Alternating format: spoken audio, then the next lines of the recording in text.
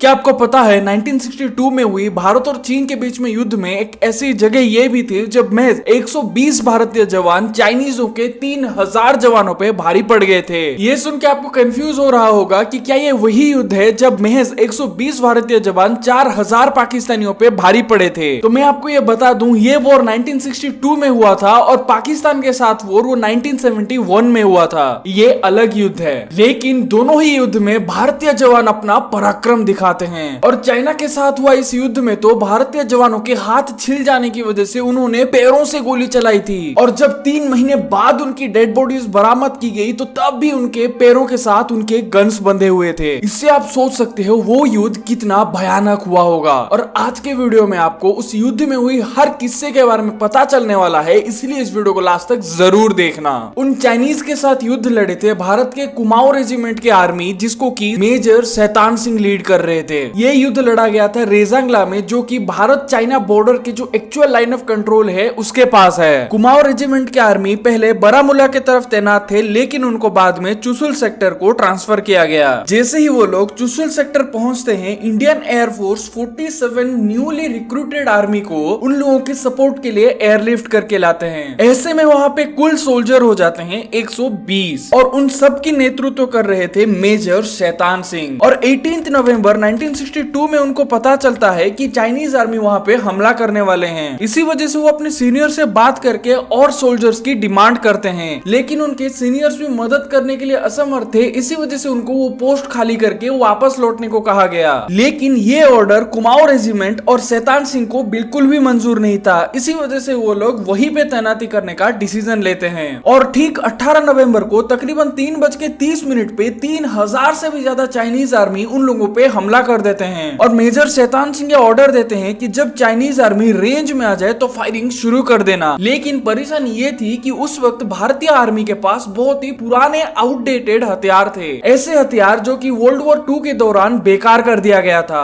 भारतीय जवानों के पास सिंगल शॉट गन थी, यानी एक बार फायर कर देते हो तो फिर से रिलोड करना पड़ता था। आप सोच सकते हो 3000 की आर्मी के सामने वैसे गन कैसे टिक पाते। लेकिन जब दोनों ही तरफ से फायरिंग शुरू हुई, भारतीय जवानों ने डोमिनेट करना शुरू कर दिया और चाइनीज सोल्जर्स के डेड बॉडीज बिछा दिए। ये देख के चीनियों ने अपना टैक्टिक्स ही बदल दिया। तकरीबन 5 बजे वो लोग मोटार्स और रॉकेट लेके भारतीय बंकरों पे हमला करना शुरू कर दिया। और उस वक्त पूरे के पूरे 120 जवानों को यह पता चल गया था कि ये दिन उनका आखिरी दिन होगा। इस फायरिंग के दौरान मेजर शैतान सिंह के पेट में एक चाइनीज ने गोली मार दी और वहां पे वो ढेर हो गए। वो हेविली इंजर्ड हो गए थे और बार बार सेंसलेस होते जा रहे थे। और उस युद्ध के दौरान उनके हाथ भी छिल गए थे, इसी वजह से वो गन भी नहीं पकड़ पा रहे थे। लेकिन वो युद्ध छोड़ के जाने के लिए तैयार ही नहीं थे, इसी वजह से वो अपने पैर में अपना गन बांधते हैं और फायरिंग करना शुरू कर देते हैं। और ये युद्ध सुबह के 8 बजे तक खत्म हो गया। लेकिन युद्ध खत्म होते ही वहां पे भारतीय आर्मी पहुंच नहीं पा रही थी, क्योंकि वहां का वेदर बहुत ज्यादा खराब था।